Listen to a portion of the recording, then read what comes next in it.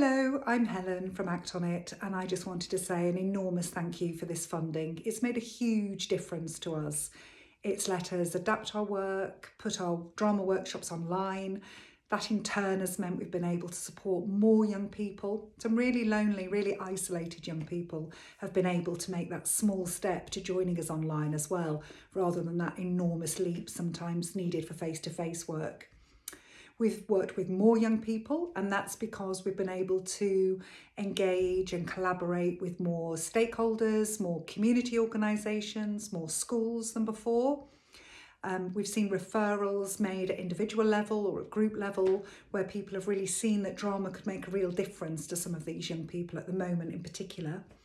And I suppose a long-term benefit is we now are really excited and looking outwards as an organisation, rather than having any feelings of panic or struggle that at the start of this situation might have been where we could have gone. And we've had some fun. It's been great, and thank you so much.